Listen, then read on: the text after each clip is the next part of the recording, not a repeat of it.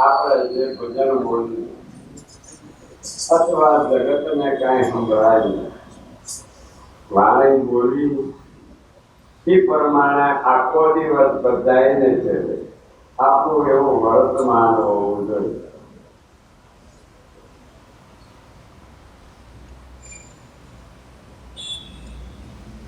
નકરો ગાયેલું વર્તમાન ન હોય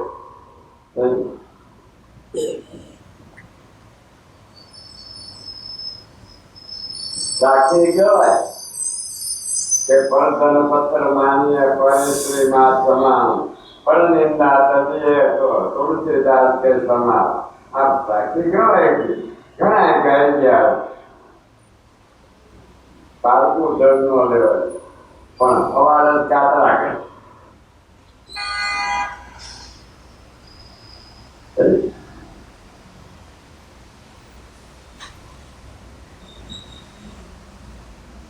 એટલે વાણી હોય ને એવું વર્તન હશે ને તો તમે સંત બનશો અને સતી બનશો ભાઈ.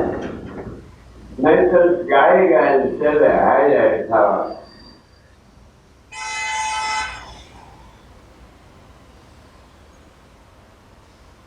હું ગુરુ બન્યો તમે બનાવ્યો હું નથી કહેતો છતાં મને ખબર પડે કે ગુરુનું કર્મ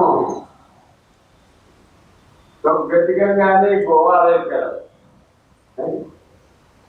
ગોવાળ કે પરવાર ગાયો ને સાસરો એમાં રખડું ગાય હોય કોઈ તો લાકડી ઠોકે, કોઈ માથા મારતા હોય તો લાકડી ઠોકે. હાથ થાય તો બધાને હરખું ધરવી લાવે. જો પરવાર મારે ને તો એમ હું ગજગંગાની ગોવાળે કરું છું, સમજે ગુરુ છું. હાથનું બધાય ને પણ ખોટું કરે તો જાટકી નાખો. બધા દુશ્મન થાય હોય દુશ્મન થાય, મિત્ર થાય મિત્ર થાય, ચેલો થાય ચેલો થાય, વયું થાય વયું થાય. બાકી મારી વાણી તો નહીં જ ફરે. બ્રહ્માનો બાપ આવે આની કિંમત મળ્યા પછી થાય. આની કિંમત મોટા મોટા માનવ અવતારો પુરુષો વાણીના ગુણ ગાય. તુલસીદાસે વાણી નથી પણ એ પ્રમાણે વર્તન કર્યા તો હજારો વર્ષ ત્યાં રામાયણ લખાય છે. ઘણા ગાય ગાય મરી ગયા.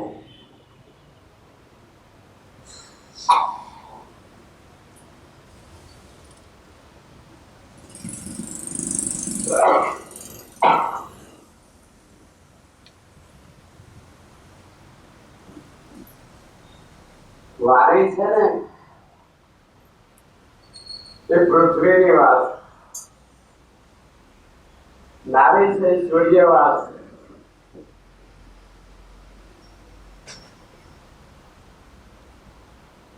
આટલું છે જ્ઞાન તત્વ, કામ છે રુદ્ર તત્વ.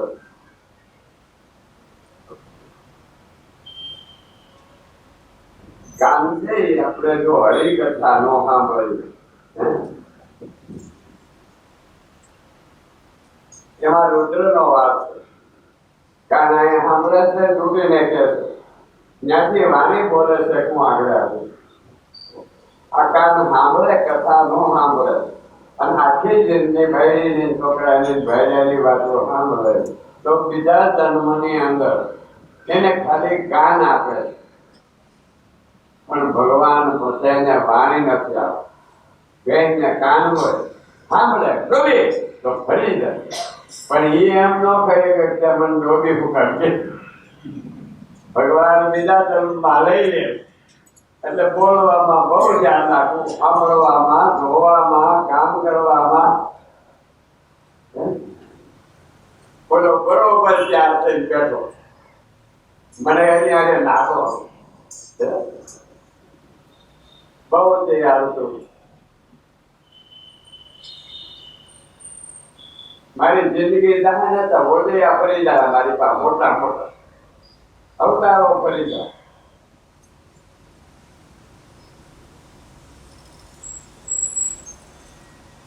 પણ ત્યાર પછી એમ ન કહી કે આ સંત કે અવતાર ભલે પછી વાણી જેવી શીખી કે આ સત્ય હતો. અને એ સત્યને પછી હું મળ્યા પછી જે માણસો વળગશે અથવા એમાં રસ લે એનું કલ્યાણ થાય. મારી વાણી ત્રણ પેઢી સુધી જ્ઞાન જીવને તારવાની.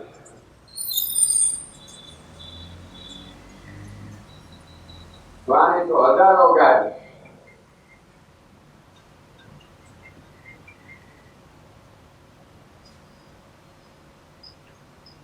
વાણી તો હજારો ગાય, બોલે છે હજારો, વાતો હજારો કરે છે, ગુરુ હજારો છે, સાધુ હજારો છે.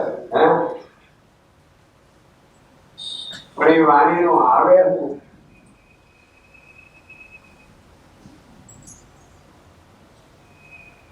હાલો મોજ ભજન કરજો. હા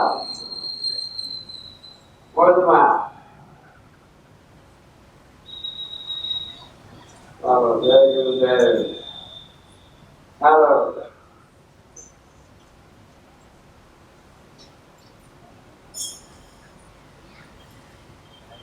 હાલો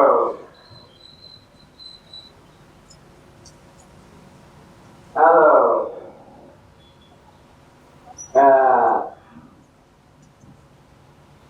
હાલો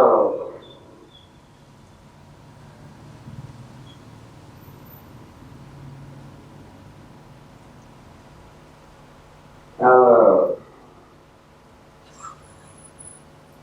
હાલો.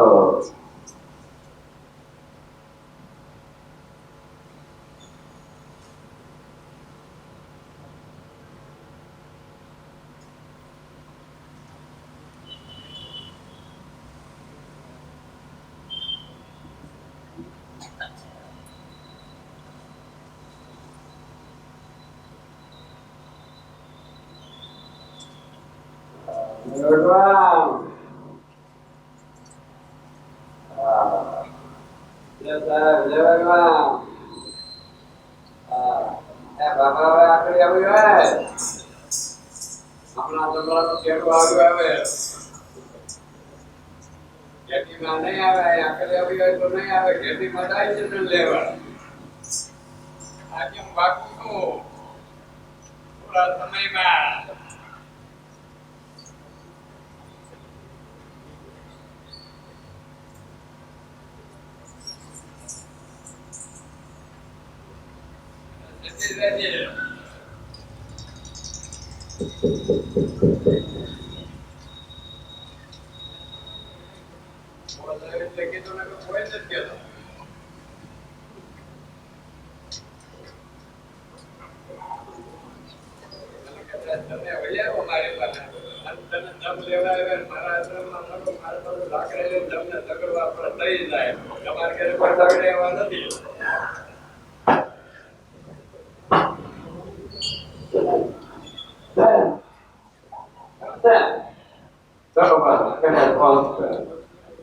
હરિકથા હાલે છે.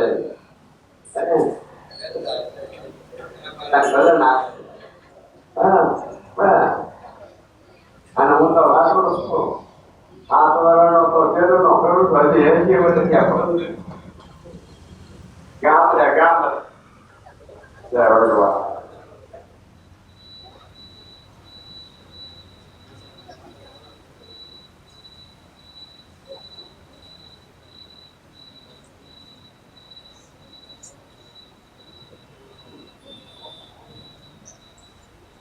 આપણે બોલીએ એવું આ દુનિયામાં કરી જાય એવું પછી આપણી વાહે મળ્યા પછી આપણે જે કરી ગયા હોય એમાં લાખો જીવને શાંતિ થાય, લાખો તરે.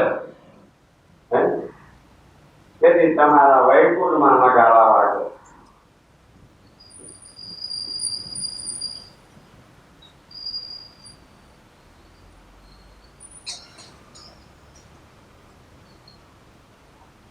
નકર તો બાપા મરી જાય પણ છોકરા નહીં વગાડતા હોય. વગાડે છે બહુ ગાવું નથી, જીવનમાં કરી બતાવવું.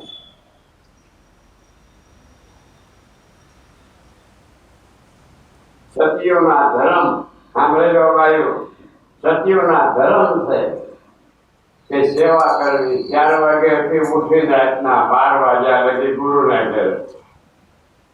પછી પત્ની હોય તો ભલે, છોકરાની વહુ હોય તો ભલે, શિષ્ય હોય તો એ સતીઓના ધર્મ. અને પુરુષોએ જન્મથી મૃત્યુ સુધી પારકા જીવનો ઉદ્ધાર કરવો. આ સતી સતી કહેવાય. પણ કોઈને પાણી નો પાતા હોય આપણે તો સતી નો થાય. બસ આટલું સમજાઈ જાય છે. ગુરુ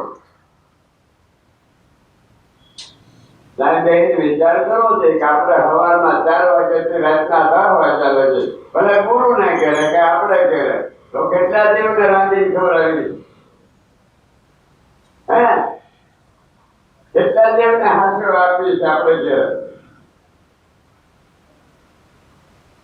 અથવા આપણે ઘેરે ના થાય તો અમરમાં ઘેરે ગુરુ ને ઘેરે કે અમરમાં રાતના 4 વાગે ઉઠે, નાઈ તો પછી દુખ્યા ને નવરા અને પછી સાંજે માગ્યા આવે રોટલા ખવડાવે. સવારે આશ્રમ ને પ્રદક્ષિણા કરે. સત્યવિદાસ ની આજ્ઞા લઈને આખો દિવસથી દુખ્યા હારું રોટલા કમાવા લાગતું. હે 57 વર્ષ સુધી આવી સેવા કરી. કઈ પરબની જગ્યા છે, હે બરાબરની જગ્યા થઈ. અને આપણા સારું ઝૂંપડી એ નહીં થાય બન્યા પછી, હે એ છોકરા ભાગ પાડી લે. આપણે સત્સંગમાં બેઠા છે, ગુરુ કર્યા છે.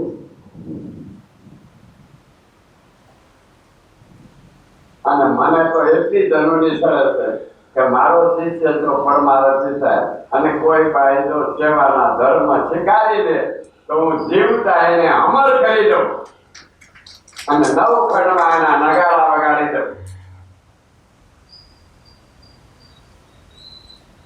મથી દો મારા ભાઈ ઘરે કઈ આશ્રમમાં શું કરવી. પણ મને એમ થાય કે એક જો મહાન થાય તો આખું કુટુંબ એનું ઉતારે.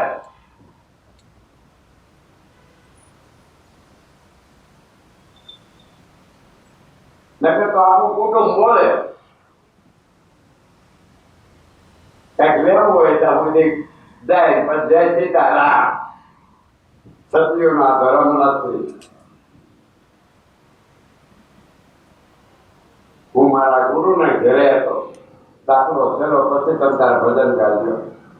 ત્યાં બેઠો હતો. પછી મારે સવારે નીકળી જવું હતું. એટલે મેં સાંજે બાપુ પાસે રજા લીધી. બાપુ સવારે મારે 5 વાગે વહેલું નીકળી જવાનું હતું. કોકની રિક્ષા જાય તો ગોંડલ હવાય દોડે વાળથી. બાપુ પાસે રજા લીધી. બાપુ 11 વાગે ભૂઈ ગયા. મારો નિયમ હતો કે હું આશ્રમમાં લુણીવાવ કે જુનાગઢ ગમે ને આપો. બાપુ ઉઠી દેતા બધી રાતના 11-12 વાગ્યા લગી આખી રાત રસોડામાં કામ કરું. પછી રાતે કામ ન હોય તો બાપુ 11 વાગ્યા સુધી ચૂલે બેસે અને પછી ઉભા થાય. તો હું ત્યાં બાપુને ગોઠણી આવવા 1:30 વાગ્યા લગી દામતો હોઉં. આ બાપા આવ્યો અને મને એમ કીધું કે ઘરે પૂનમના સત્સંગ રાખી છે, લોકોને કઈક જ્ઞાન ને અનુસવરાય છે. આજે ભીખ માગી અને 70 વર્ષથી પૂનમ ઉજવી.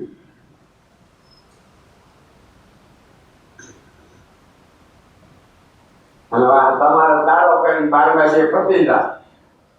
હે પછી બાપા ભલે ગળો છે, છોકરા ભલે ગળગલિયા કરે.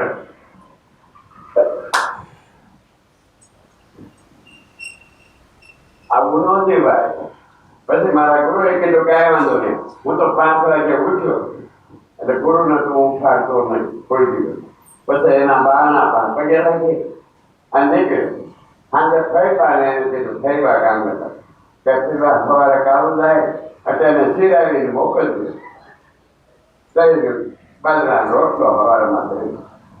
હું વહેલો ઉઠ્યો એટલે ફરીબા ઉઠ્યું. ફરીબા જેવી આ દુનિયામાં કોઈ નારી ન મળે કે બાપુ લોહરા કાઢી નાખે તો કોઈ બોલી નહીં. અને બાપુ મરી ગયા પછી 10 વર્ષ આ એકલી આશ્રમ હાચ્યો.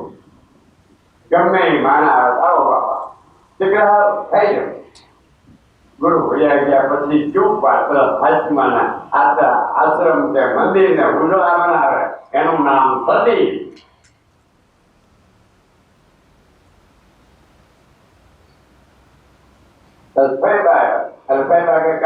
રોટલો બનાવી દીધો. મેં કીધું ફૈબા જમવું નથી. ફૈબા જમવું નથી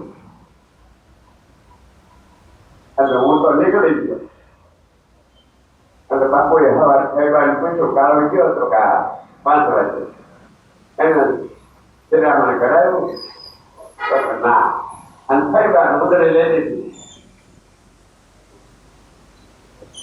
પણ ફૈબા ગમે એટલું કે તો કોઈ દી કાંઈ બોલે. મૌન પાત્ર એમાં મારે પાછું 15 દિવસ જવાનું થયું. ચલો સાંભળે હું ને ગયો વગેરે આવી ગયો. એટલે ફૈબા કે તો કાલ તું ખાધો ને એટલે તારું ખાઈ જવું છે. કેમ ન કીધું? ત્યારે મેં બાપુને કીધું બાપુ મારે સિરાવું નહોતું. ફૈબા એ તો મને ખબર હતી કે હું જાણું છું ફૈબા કોણ છે.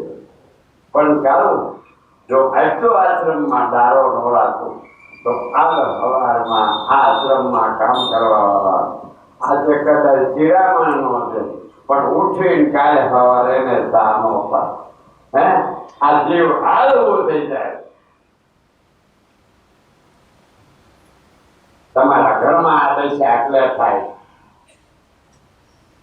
કે જો વહીવટ ને વ્યવહાર કરવા વાળો કડક નહીં હોય તો વાહેલા કોઈને પાણી નહીં પાય. હાજે અનિતિનું ધન કાઢી ઘરમાં આવતા છે. યાદ રાખજો ટીચરે જમાવવાના.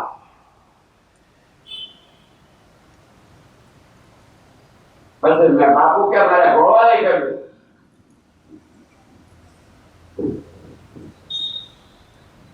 બાપુએ મિનિસ્ટરની પદવી કરી કરોડો રૂપિયા એની પાસે દેનારા હતા પણ એને દુનિયા હવે ખંડાર ન બાંધ્યું.